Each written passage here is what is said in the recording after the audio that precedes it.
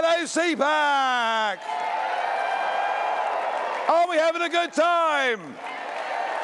Are we winning? Well, you know, we're 2.5 years on, aren't we, from those amazing, dramatic events that we saw of 2016. The Brexit referendum, when nobody thought it was possible, where you, of course, sent us President Obama to tell us we shouldn't vote for it, and we did it. And then, of course, on November the 8th, 2016, despite the fact we were told it was a 98% certainty that crooked Hillary would win. Well, I think she's called Crooked Hillary, isn't she? I mean, someone coined that phrase, and he's good at this kind of thing, isn't he? And despite everything, Trump won. So we were at CPAC that year, and I always thank Matt and the team for inviting me. Goodness knows why they keep having me back, but I love it. We were in a state of euphoria. But if you think about it, 2.5 years on, the one common theme on both sides of the pond is that the establishment, the big businesses behind it, simply refuse to accept the result. They don't accept the legitimacy of Trump. They don't accept the legitimacy of the Brexit referendum.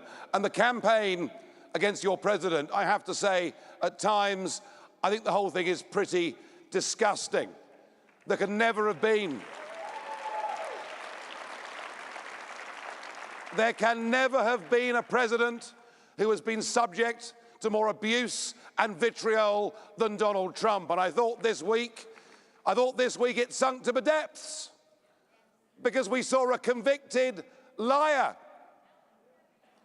Some would even say scumbag. Well, let's say scumbag, shall we? I mean, what on earth was Michael Cohen being given that platform for if it wasn't yet again to see the denigration of your president? And we have ever more fantastical conspiracy theories that somehow either the electorate was mesmerized or the Russians pumped in money, and the endless Mueller investigation and non-stop questioning of the legitimacy of your president. And sometimes, if you're on this side of the argument, it feels as if we're living under constant assault. And that is because we are living under constant assault.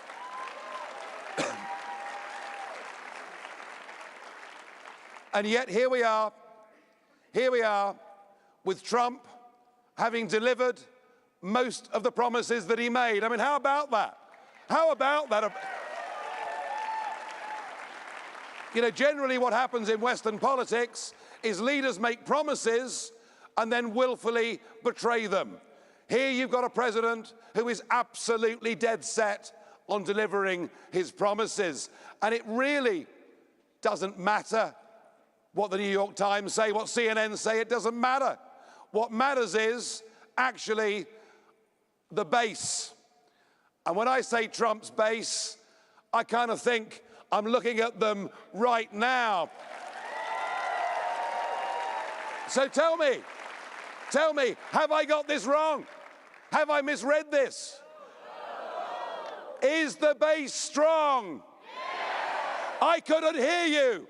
Is the base strong? Of course it is. Of course it is. And if he carries on his current course, he's looking in good shape.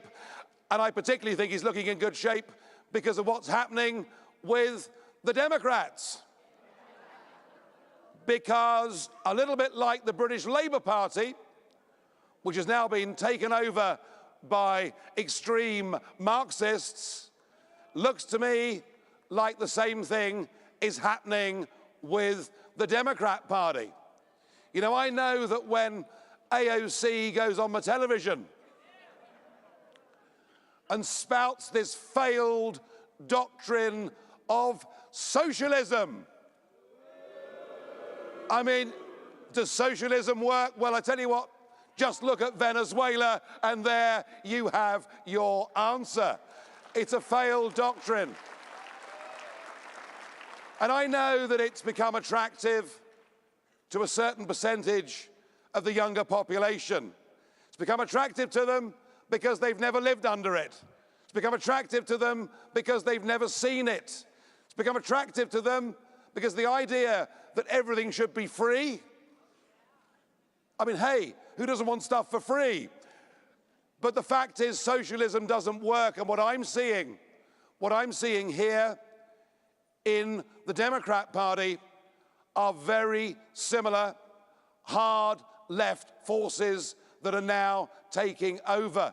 And much as we must stand up and defend free markets, liberty, genuine capitalism over corporatism, much as we may do that, and we must do that, maybe we should be pleased that the hard left are taking over the Labour Party. The hard left are taking over the Democrats, because the further to the left they go, the higher they want taxes to be, the less chance they have of getting elected. So it's okay. It's okay. And I think, to be honest with you, here we are in the middle of the term. You've got a president who showed the world that he's a strong leader, a president who showed the American people he keeps his promises. And honestly, I think the outlook for 2020 is very, very good indeed. He's going to get re-elected with a much bigger majority. No question. He is. He is. He is.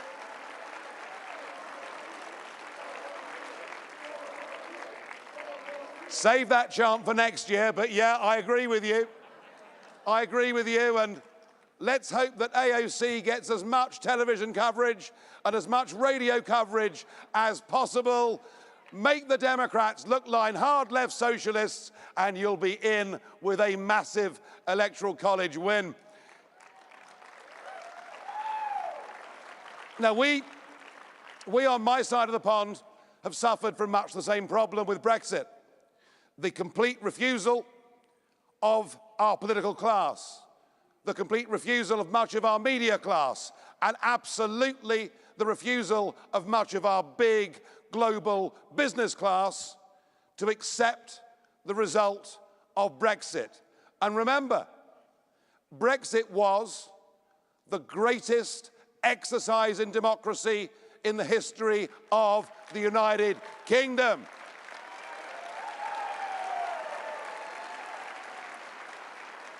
$17,410,423. I know, because I met them all in the previous 25 years. Voted for Brexit, and yet, just as with your president, they've tried to denigrate and attack those of us that led the campaign.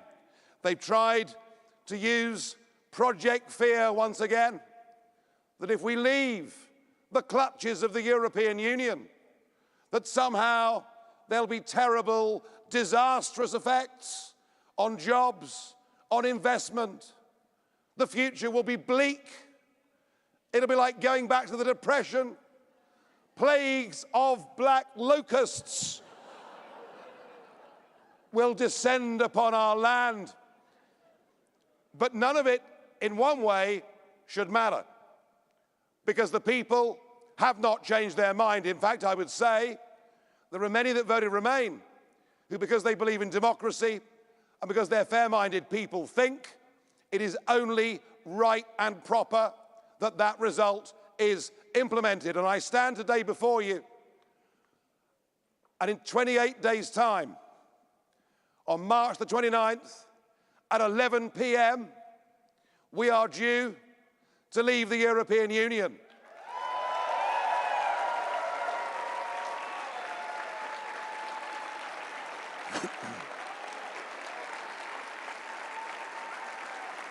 Yeah.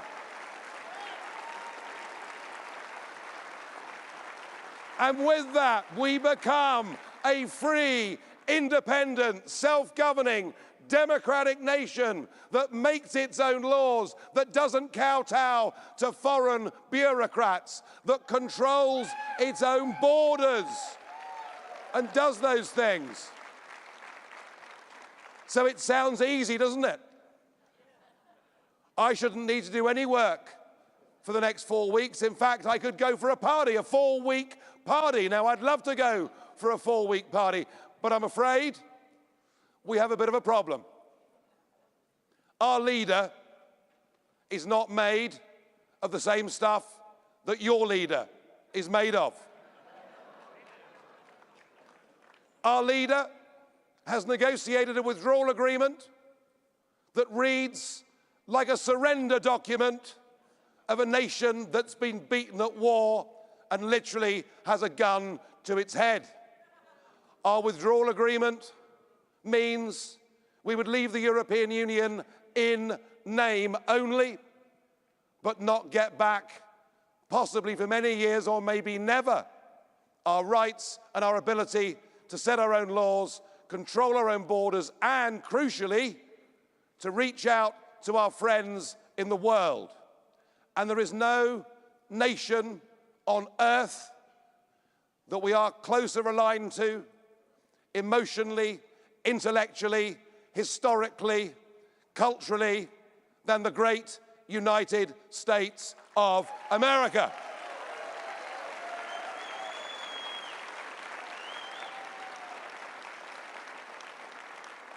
Under Mrs. May's deal, it would be many years and possibly never until we could negotiate a genuine bilateral trade deal with America, which I so desperately want. But in many ways, that shouldn't be a problem, because the legislation says that we leave on March the 29th with a withdrawal agreement, or in the absence of that, without a withdrawal agreement. And kind of, you know, what's not to like about leaving their wretched customs union, leaving their single market, getting away from the Mr. Junckers and the Mr. Tusks who look down and abuse our nation. But the problem is, our leader and our parliament cannot countenance us getting real independence. Now, I've got everything crossed, and I hope we do leave on that day with, as it's called, no deal, with a WTO deal. But there is a very real risk that because of the sheer awfulness of a withdrawal agreement, that we may find that our political class actually choose willfully to delay our departure date, to betray the greatest act we've ever seen in our nation. And I don't know what's going to happen, but I worry that will happen. So what I've been doing is I've been getting ready. I've been getting match fit. Because if they do betray this result, if they force us to fight future elections and maybe even another referendum, they will do so thinking they can overturn the will of the people. Well, I've got news for them. If they think by forcing us to vote again, they'll get the result they want, they got two problems. One of them is the reasonableness and decentness of British people, and the second is they'll have me to deal with again.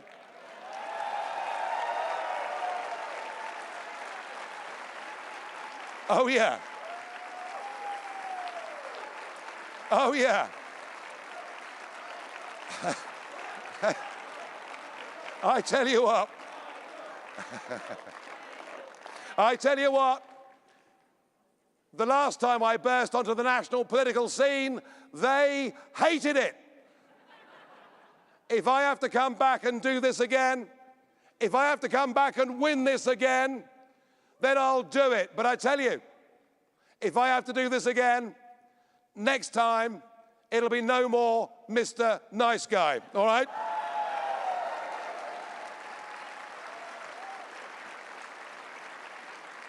So please take this away with you.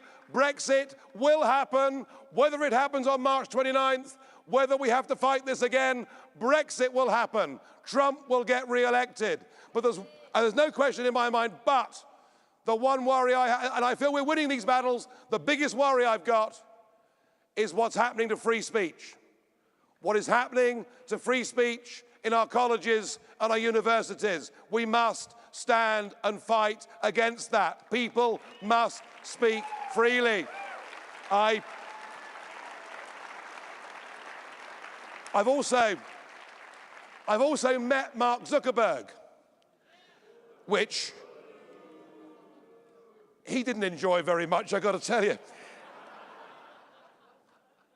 But it's outrageous that Facebook say they're a platform for all ideas when actually they are censoring conservative content. It's an outrage they're doing it. Do you know, 7 years ago today, Andrew Breitbart died suddenly. He was, in many ways, a pioneer of the movement, of the argument that we could go behind the back of mainstream media and use social media to reach our audiences. And we should not only pay tribute to him, but also to his warning. He predicted that censorship would be used on social media to stifle debate. And we need our legislators. We need them to redefine organizations like Facebook as publishers so that they are responsible for the content that they put out.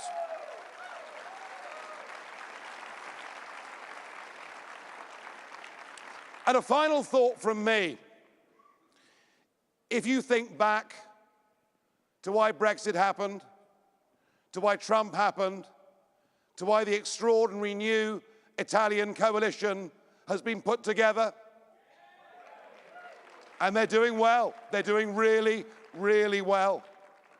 But if you think back to it, there was one policy above all that stirred the hearts of people. One policy above all that made people go to the ballot box and take part in those elections. And that one policy is no longer being talked about. Indeed, that one policy, there are some who masquerade as conservative donors, but who run big businesses, would rather we didn't talk about. Let us remind ourselves that open borders, security, community, and immigration, that is why we won those great battles in 2016. Let us not be browbeaten. Let us not be influenced by money. Let us not be browbeaten by the media or anybody else. It is right and proper that a nation state controls its borders. It is right and proper that we do that.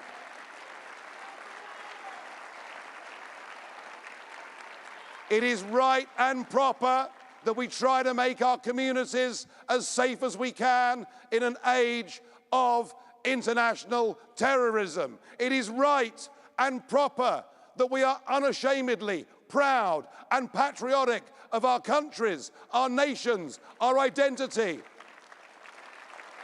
It is right and proper that we do those things.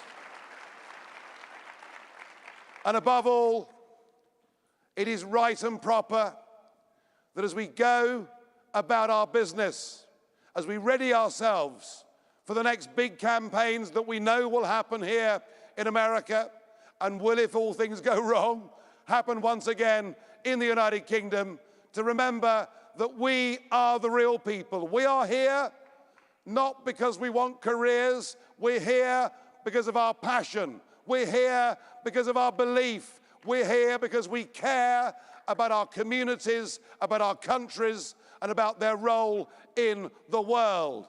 So the best piece of advice I can give all of you is when we go out there and fight, smile. Let's be happy warriors.